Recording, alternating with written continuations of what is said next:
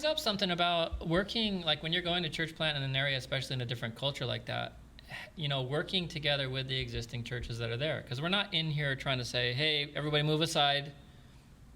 Calvary Chapel is coming in, Cultivate's coming in, CGN's coming in. Now the real church is about to be planted. Yeah. You guys have been here for 100 years, but and we're going to tell you how to do it. Let me tell you, doing it right. Isn't this great what we're going to do? So, how was that? Well, for me, what I appreciated was, and this is something that I don't know if I learned it, I just felt it. Like whenever you go to a neighborhood or any place that you've not ever been at before, whether it's here in the United States, a phrase that we always use, you need to go spy out the land. Yeah. You need to go see what the people are like. Can you even have a relationship with these people? Are they going to accept you or not? So that relational thing for me was, okay, are we going to connect, first of all? And then if we can't connect, then I have to, for me, are we on the same page as far as doctrine? Mm-hmm. Yeah. And not necessarily how you teach, but is the doctrine solid? But I think the relational part is very, very crucial, because you need to. I feel we need to build friendships before you can go any further. Yeah, that's a great point. You have to have this communication and this same desire, being like-minded. Yeah. What are we doing this for? Yeah. Is it just to start a church, or is it to reach people for the kingdom? Mm-hmm. Amen. That's so good. And so that's why I went. I wanted to see what Irish people were really like, because all I've heard about Irish people is they just get drunk, man. They just party hardy. It's like, let's go see if that's what they're like. Is that how Jeff talked you into going? He's like, hey, it's great. I think I'm Irish. Yeah. I was just curious. I was going to say, Jeff, are you Irish? I think I am.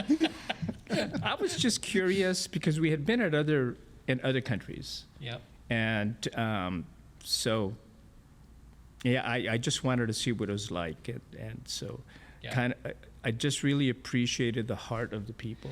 When you got back from that trip and you were working together with these guys and then on subsequent trips after that, what was the process of you, in your mind, kind of saying, we want to get behind this, we want to do this? Like, at what point did you feel that happen? Gosh, I think it was on the second trip, and we had been praying, and I had taken one of our elders with us. And I think my wife also went on one of the trips. And when we were kind of just looking and praying and thinking, I thought, let's see what God wants to do. And if we can be a part of it, we will be. Mm-hmm. To what extent, we don't know at this point. Yeah. We saw the heart of John. He is an evangelist. And he can reach people. He's just, because of his being the surfing champion. And surfing's really big. Yeah, it was a big draw. Oh, yeah, it's just a big draw. Awesome.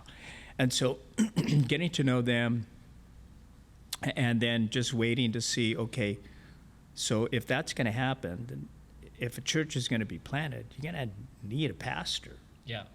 And it's kind of important in a church plant. Yeah. And what's interesting is I at least was not thinking someone from the States, but someone that was an Irish guy. Yeah. And as opposed to bringing someone over, planting a missionary and planting a church. Yep.